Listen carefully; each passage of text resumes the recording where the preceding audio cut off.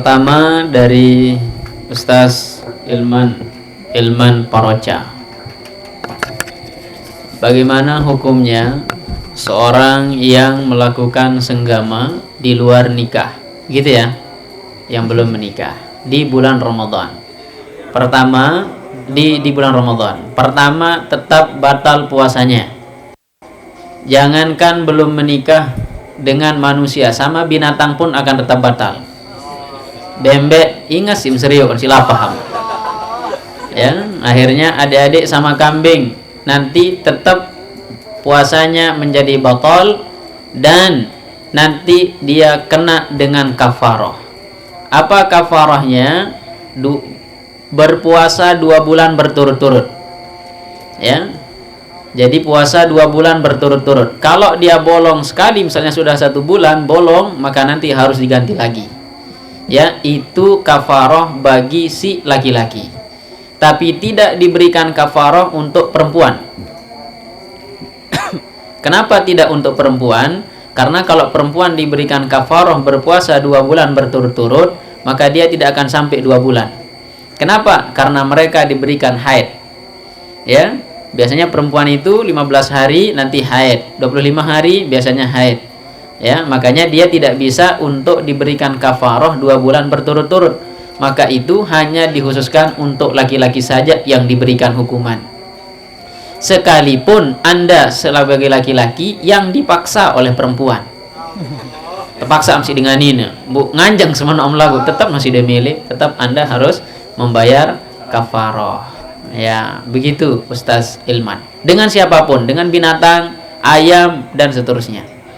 Ya, tetap nanti batal jadi puasanya. Wajib mandi. Sekalipun dengan binatang. Ya, wajib mandi, apalagi dengan manusia. Ya, baik itu nanti Anda masukkan lewat depan dan belakang. Hidup atau mati. Ya, istrinya mati, senggama, tetap wajib mandi juga itu nanti.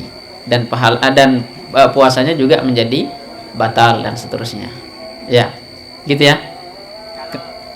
Sama tumbuhan atau Bagaimana dengan kedebong? Nah, tumbuh-tumbuhan sepele lalu aranin dimbo yang nggak beke.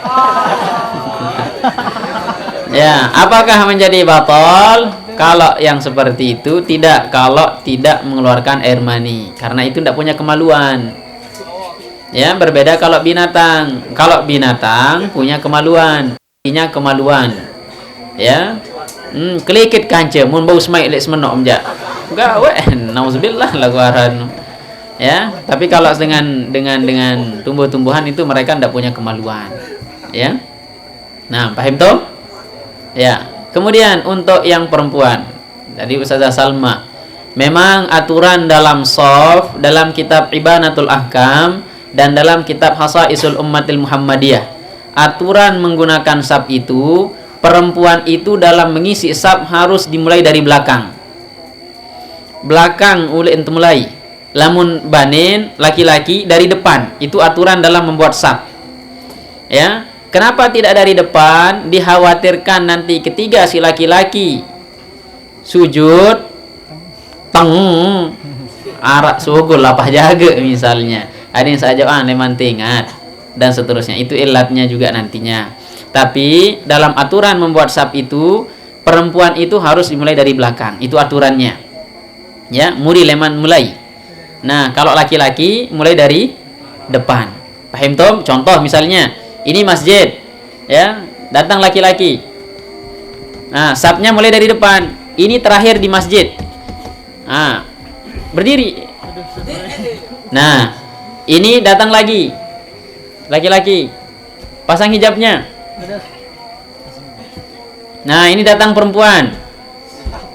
Nah, ini shaf untuk perempuan di depan. Nanti berarti mulai dari mana? Ustaz Mujib. Ini terakhirnya. Mulai Mujib. Lewat dari sana, ulang Mujib. Ini biasanya shaf paling depan untuk yang perempuan. Ya. Nah, ini paling belakang. Mau isi dari mana Ustaz Mujib? Nah, coba. Belakang lagi. Ya, ini shaf paling belakang tapi paling depan. Ini paling belakang. Mulai Jeb. Nah, ayo angkanya. Nah, mulai dari sini. Ya, diisi dari yang paling belakang. Paham Tom? Datang lagi.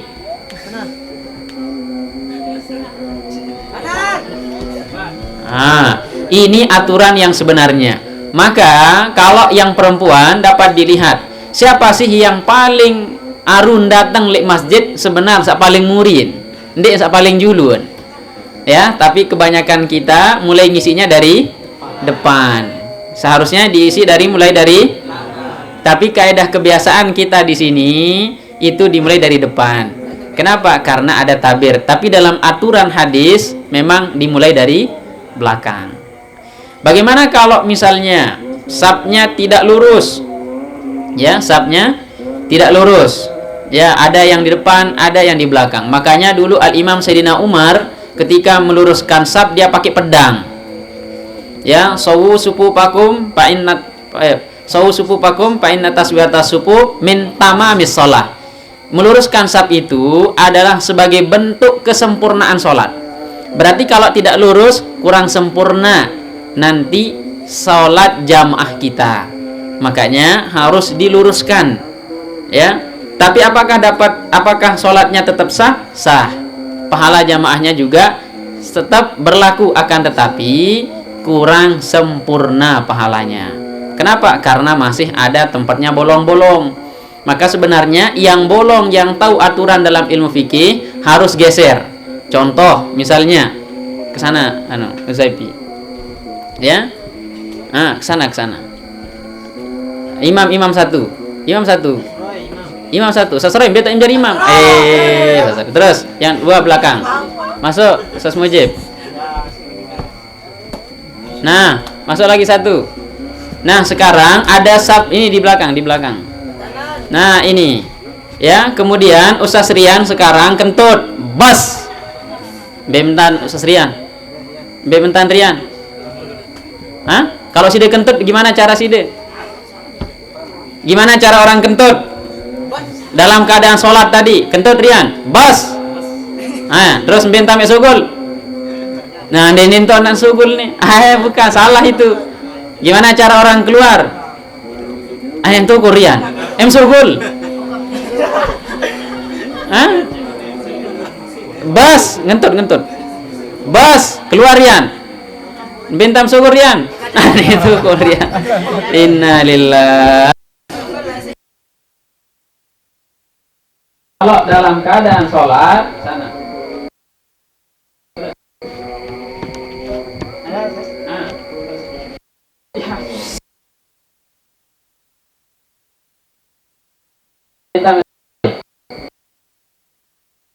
Ya, itu mengisyaratkan bahwa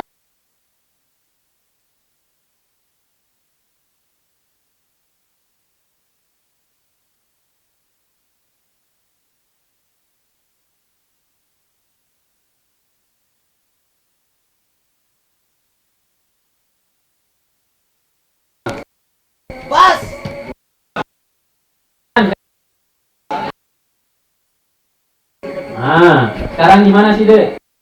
Makanya maju. Sholat sih, Dek, karena ya kabel.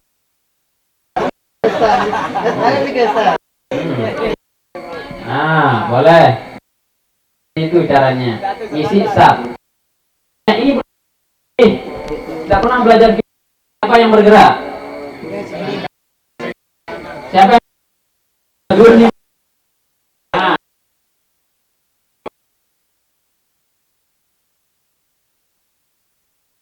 Jadi hitungannya dalam mazhab Imam Syafi'i tidak boleh lebih dari hitungannya satu. Hitungannya bukan gitu enggak. Ya, hitungannya